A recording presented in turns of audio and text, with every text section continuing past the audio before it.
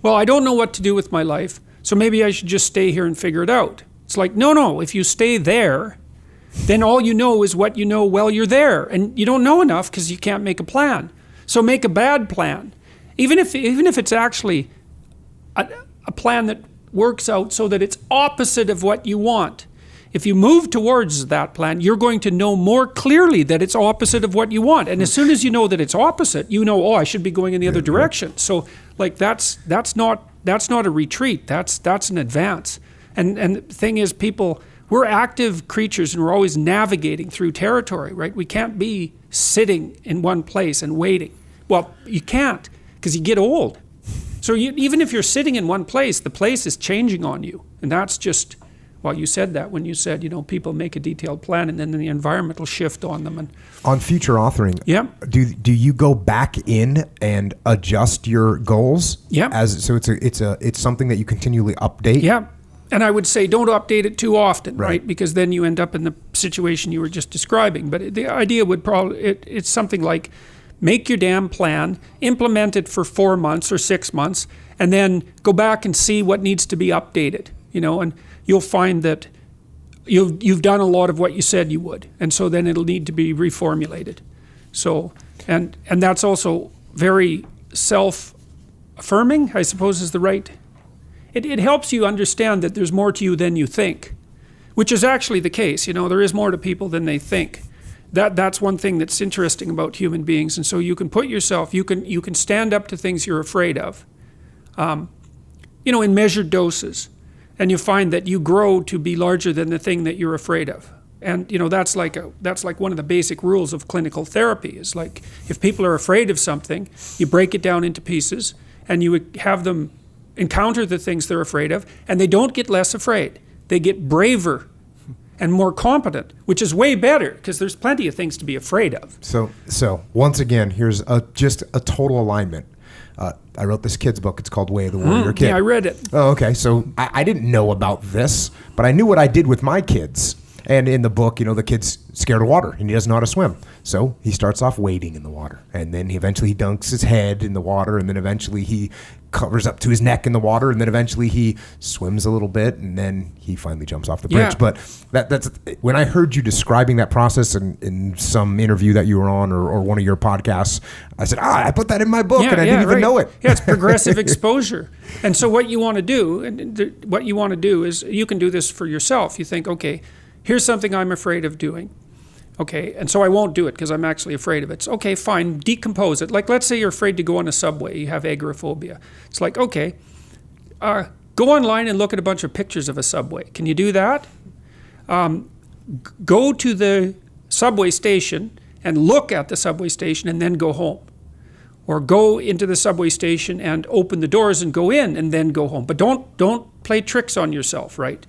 If you say that you're going to go and just look, then just go and look and then go home, because otherwise you won't trust yourself the next time you do it. So you have to keep the bargain intact. And what you want to do is you want to push yourself a little farther than you want to go, but so that you would go. That's all you have to do. And that's kind of a rule for learning in life. So this happens. The reason it works is because this is actually how human beings learn. And so if you watch a kid, maybe let's say a kid that's a little inhibited, because some kids will just take off, but we'll use the kid that's a little inhibited.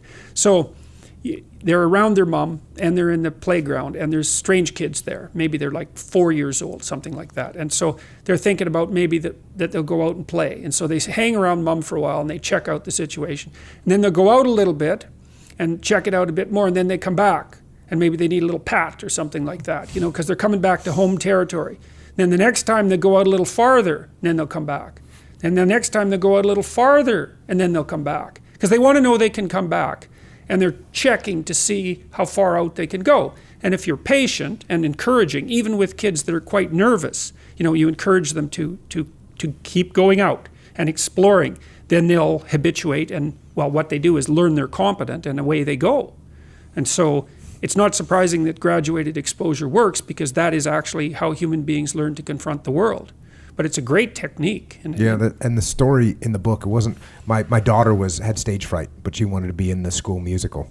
And so it was started with her in her room singing by herself, but I was outside the door with the door shut. Yeah. And then it was, okay, you sing, but the door was open. And this happened over, a couple of weeks. Yeah. Now the door is open. Now I'm going to stand in the doorway. Now mom and I are going to stand in the doorway. Now we're actually going to come in and sit down and watch you sing. And then it was the family's going to watch you sing. And then the neighbors are going to come watch you sing. And eventually she has no issues whatsoever right now. Very confident kid. But that was... Yeah, that's perfect. I translated it into the water for the story for whatever reason.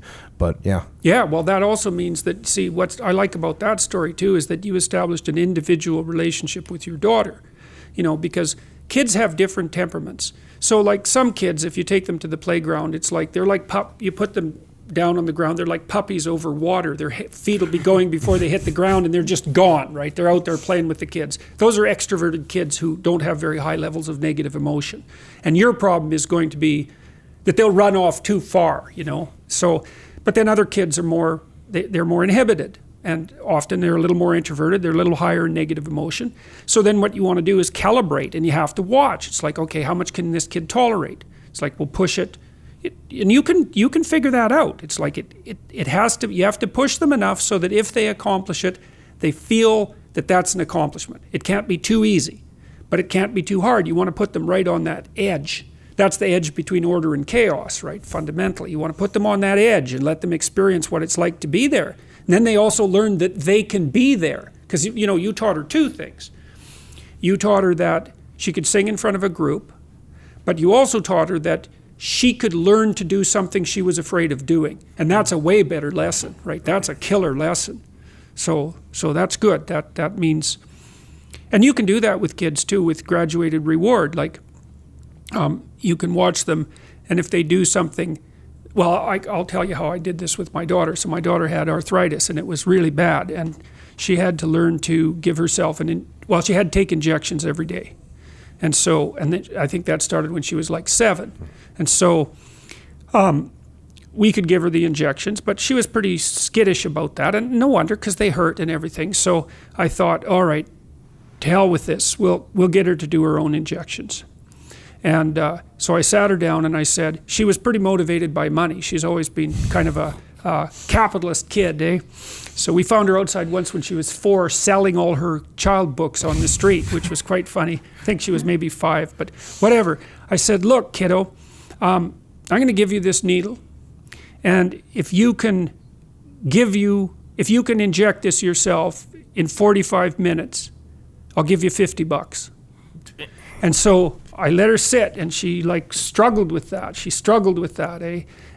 But by about 30 minutes, she did it. And I thought, good work, man, good work. So then the next time I said, okay, this time it's $30, but you got 10 minutes to do it. And so she did it. And soon we got it down so that, because I wanted to get it down so there was no hesitation, right? Because actually the anticipatory anxiety is worse than the needle. So you want to push it. So it's like, okay, now, and we got to the point where it was, if you can do it in 5 seconds, I'll give you $10.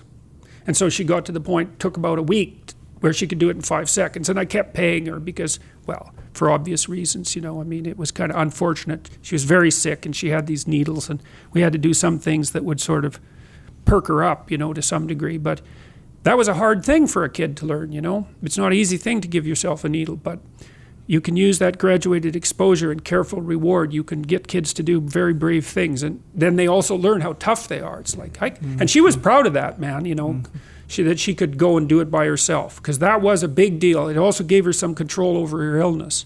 Yeah. So competence, that's what you want to instill in your kids, unless you're jealous of them.